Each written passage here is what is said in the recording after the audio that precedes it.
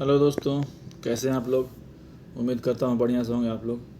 आज आप लोगों को पाइपिंग फोरमैन के बारे में क्या रोल होती है, क्या जिम्मेदारी होती है, उसकी रोल्स रिस्पॉन्सिबिलिटी के बारे में बताएंगे, बात करेंगे। ठीक है। तो कभी भी आप जा रहे हैं इंटरव्यू देने के लिए, तो आप फोरमैन से हैं तो आपको पूछ देगा कि आपकी क्या जिम्मेदारी होती है, तो आपको बताना है। उससे पहले आपसे पूछेगा कि आप अपने बारे में कुछ बताइए, tell me about yourself. तो आपको ये नॉलेज होना, ये बेसिक नॉलेज है, आपको जानकारी होनी ज़रूरी है कि आपकी क्या रोल होती है और क्या जिम्मेदारी होती है। ठीक है। तो चलिए शुरू करते हैं। पाइपिंग फोरमैन की क्या जिम्मेदारी होती है और क्या रोल होते हैं। सबसे पहले आपको अपने कोऑर्डिनेट करना है अपने सुपरवाइज़र से। सुपरवाइज़र से और वर्कर से दोनों से कोऑर्डिनेट करना है।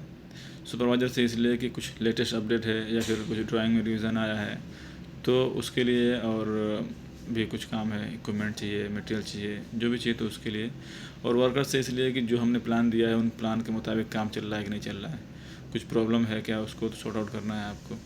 ठीक है। उसके बाद आपको ड्राइंग प्रोवाइड करना है, आपको अपना आपका क्या डीपीआर गोल है उसके बारे में बताना है उसको। ड्राइंग देने के बाद आपको काम पे भेजना है उनको। ठीक है। क्या काम है उनको समझाना है उनको कि ये काम है और उसके लिए क्या सामान लगता है आपको बताना है। उनको आता पता है तो ठीक है, नहीं तो आपको बताना है ये सामान लगता है और ये काम है आपको।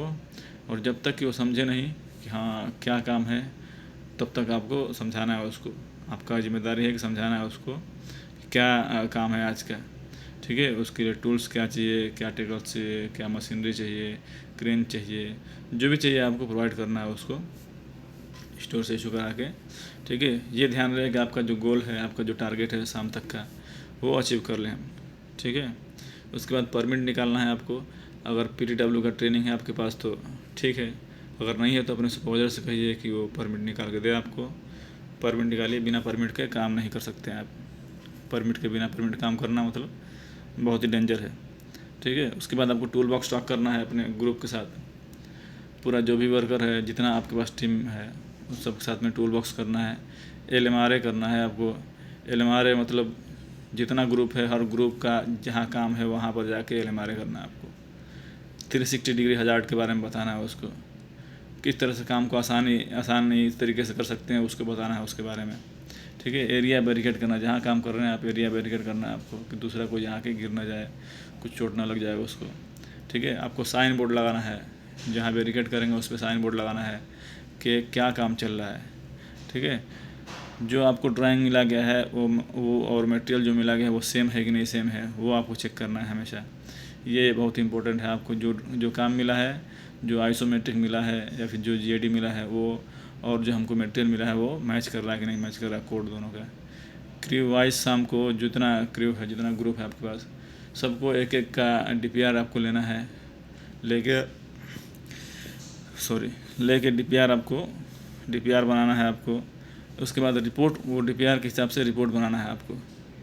जो फाइनल रिपोर्ट होता है वो रिपोर्ट बना के आपको क्यूए किसी से साइन लेना है या क्लाइंट से साइन लेना है, लेके आपको सबमिट करना है। ठीक है। क्यूए किसी को सबमिट करना है या फिर मैनेजर को सबमिट करना है कि हमारा ये काम आज का है ग्रुप वाइज। ठीक है। उसके बाद हम चलते हैं क्वेश्चन आंसर की तरफ। ठीक है। अगर आप लोग इस चैनल पर नए हैं तो लाइक और सब्सक्राइब कर दीजिए। और हम चलते हैं क्वेश्चन नंबर 1 की तरफ। ठीक है। सबसे पहले आपको ये जानना ज़रूरी है आइसोमेट्रिक ड्राइंग के बारे में। अगर आइसोमेट्रिक ड्राइंग आपको नहीं पता है तो मेरा पिछला ड्राइंग देख लीजिए, पिछला वीडियो देखिए आप, उसमें आइसोमेट्रिक ड्राइंग के बारे में समझाया हूँ मैं आपको। ठीक है। वो आपको आना ज़रूरी है। Isometric drawing fitter, fabricator, foreman, supervisor, engineer, ये सबको आना ज़रूरी है। ठीक है। तो सबसे पहला क्वेश्चन है आपका, आप कितना ग्रुप हैंडल कर सकते हैं फोरमैन। 3 से 4 बोल सकते हैं या 4 से 5। 3 से 4 नॉर्मली एक फोरमैन जो है ग्रुप हैंडल कर सकता है। ठीक है। क्वेश्चन नंबर 2 है, एक फिटर या एक ग्रुप कितना इंच डाया फिटअप दे सकता है शॉप में एन इरेक्शन में। आपको बताना है 58 to 62, एन इरेक्शन में 24 to 28 इंच डाया। ठीक है। ये आपका क्वेश्चन का आंसर रहेगा। उसके बाद पूछेगा एक ग्रुप में कितना आदमी होता है। ये थोड़ा सा क्रिटिकल है। एक ग्रुप में कितना आदमी होता है, कहीं कहीं 3 से 4 आदमी भी होता है एक ग्रुप में, कहीं कहीं 4 से 5 आदमी होता है। जहाँ आपको हैवी थिकनेस का पाइप मिलेगा आपको वहाँ 4 से 5 रखना पड़ेगा, उसमें एक ग्राइंडर ऐड हो जाएगा। अगर नहीं, अगर एक्सेस का है या फिर स्टैंडर्ड शेड्यूल है तो आपको एक ग्राइंडर आपको हटा दिया जाएगा, एक फीटर से ही काम चलाना पड़ेगा आपको, एक फीटर, एक फैब्रिकेटर, एक हेल्पर एंड टेक वेल्डर। ठीक है, इतना ग्रुप, इतना आदमी होना चाहिए, 3 से 4 और 4 से 5। उसके बाद आपको अगला क्वेश्चन है, कितने तरह का सपोर्ट होता है। आप क्या करेंगे, जैसे ही पूछता है आपसे कितने तरह का सपोर्ट होता है या कितने तरह का सपोर्ट में आपने काम किया है, आप हड़बड़ा के तुरंत बोल देंगे सर शू सपोर्ट, सैडल सपोर्ट। ऐसे नहीं बोलना है आपको, तरीका से बोलना है आपको कि पाइप सपोर्ट 2 तरह का होता है सर। पूछेगा कौन कौन सा है। फर्स्ट प्राइमरी सपोर्ट होता है, सेकेंडरी सपोर्ट होता है। प्राइमरी सपोर्ट वो होता है जो पाइप से डायरेक्ट टच होता है, उसको बोलते हैं प्राइमरी सपोर्ट। और सेकेंडरी सपोर्ट वो होता है जो फाउंडेशन होता है या जो मेन बीम होता है, जो मेन स्ट्रक्चर होता है, उसको बोलते हैं सेकेंडरी सपोर्ट। उस पर हमारा प्राइमरी सपोर्ट रेस्ट होता है एंड देन पाइप में वो डायरेक्ट टच हो जाता है, या तो वेल्डिंग हो या क्लम्पिंग हो। ठीक है, जैसे मान लो एग्जाम्पल हो गया शू सपोर्ट, सैडल सपोर्ट हो गया, dummy support, trunnion support, even hanger support, वो सब प्राइमरी सपोर्ट में आता है। सेकेंडरी सपोर्ट में गाइड हो गया, एंकर हो गया, क्लम्प हो गया, बीम हो गया, एंकर हो गया। ठीक है, ये सब होता है सेकेंडरी सपोर्ट में आता है। आपको ऐसे जवाब देना है। उसके बाद पूछता है आपको कितने तरह का जॉइंट होता है बेस्ड ऑन एंड कनेक्शन। ठीक है, तो आपको बताना है socket weld, flange, screw and fitting.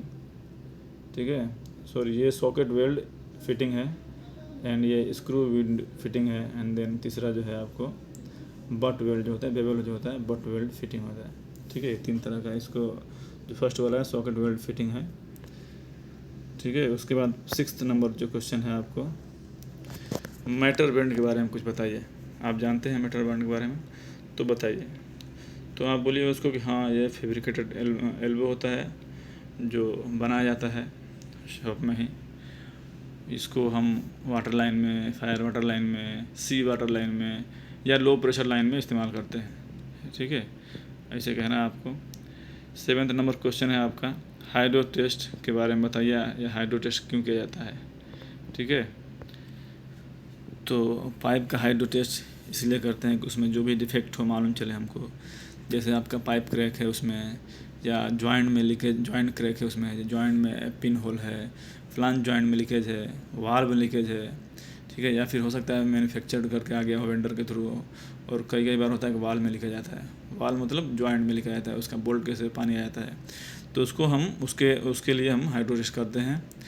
और उसमें ये भी चेक करते हैं कि पानी डाल के उसमें चेक करते हैं कि कहाँ से लीकेज है। अगर लीकेज है तो उसको रेक्टिफाई करते हैं, और वो प्रेशर देते हैं। प्रेशर कितना देते हैं हम उसको, जो हमारा डिज़ाइन प्रेशर है उसमें से 1.5 टन ज़्यादा देते हैं। जैसे मान लो 100 kg प्रेशर है तो 150 kg देते हैं प्रेशर उसमें।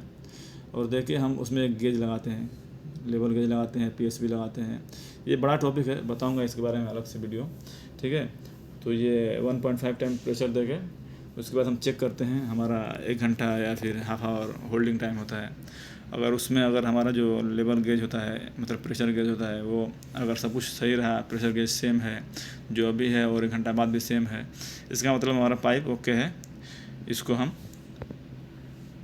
हाइड्रो टेस्ट कर सकते हैं, मतलब इसका हाइड्रो टेस्ट जो है ओके है, कोई दिक्कत नहीं इस पाइप में।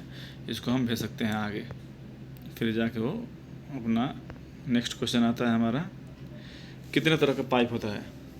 पाइप नॉर्मली 2 तरह का होता है, seam pipe and seamless pipe. Seam pipe जो होता है उसमें एक लंबा सीम होता है, लंबा वेल्डिंग होता है, दूसरा स्पायरल वेल्ड होता है। स्पायरल मतलब जो राउंड में होता है, सर्कल में होता है, वो उसको बोलते हैं स्पायरल पाइप। यानी एक सीमलेस पाइप होता है, उसमें नो वेल्ड, कोई वेल्ड नहीं होता है, आपको नहीं मालूम पड़ेगा जॉइंट किधर है उसमें, तो उसको बोलते हैं सीमलेस पाइप। अगला क्वेश्चन है हमारा, हम ब्रांच कनेक्शन कहाँ से ले सकते हैं, कैसे ब्रांच ले सकते हैं, या फिर मतलब ब्रांच कैसे डिसाइड करेंगे हम, कौन सा बॉटम में लेना है या कौन सा टॉप में लेना है। ठीक है, तो अगर गैस लाइन है, स्टीम है, तो इस सब लाइन है तो आपको टॉप में हमेशा लेना है ब्रांच कनेक्शन।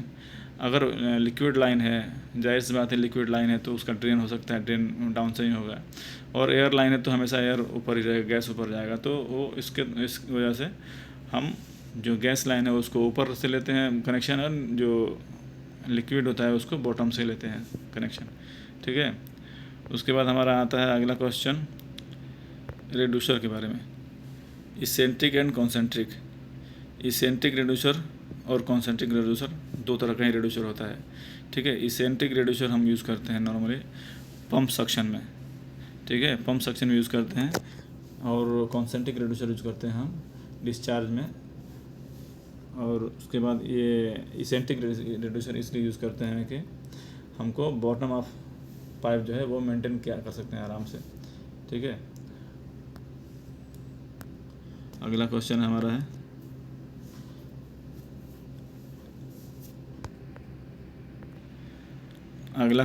है high point and low point क्यों देते हैं हम लोग। हाई पॉइंट HBP जो देते हैं हम लोग एयर रिमूव के लिए, हाइड्रो टेस्ट के टाइम बताया था आपको पहले कि जो हाइड्रो टेस्ट करते हैं हम तो उसमें वेंटिंग देना पड़ता है, तो हाइड्रो टेस्ट के लिए हमको हाई पॉइंट देते हैं, और लो पॉइंट देते हैं उसी का पानी जो होता है उसको ड्रेन करने के लिए, या फिर इन फ्यूचर में हमको कभी मेंटेनेंस करना हो इक्विपमेंट के पास है तो उसके लिए, मतलब ड्रेन के काम में ही आता है, ठीक है, इसलिए देते हैं हम। उसके बाद आपको मेरा पिछला वीडियो आपने देखा होगा शायद, तो उसमें 11 नंबर 12 और 14 15 नंबर क्वेश्चन जो है वो भी आपको देख लेना है, वो भी बहुत इम्पोर्टेंट है। उसके बाद अगला क्वेश्चन हमारा है मटेरियल कोड के बारे में। सबसे इम्पोर्टेंट ये क्वेश्चन है, आपको ये जानना ज़रूरी है कि कौन सा पाइप का कौन सा कोड होता है, कौन सा प्लेट का कौन सा कोड होता है। ये आपके सामने स्क्रीन पे है, ये आपको देख लेना है। कार्बन स्टील का है, नेस का है, एलॉय स्टील का है, SS का है, ये सब का पाइप कोड हमने लिखा हुआ है। आप इसको पढ़ लीजिए, एक एक पढ़ के, या फिर स्क्रीनशॉट ले सकते हैं, लेके इसको देख लीजिए। अगर हम बताएंगे तो वीडियो लंबा हो जाएगा, इसकी वजह से हम नहीं बता पाएंगे इसमें, ठीक है। Thank you so much video देखने के लिए।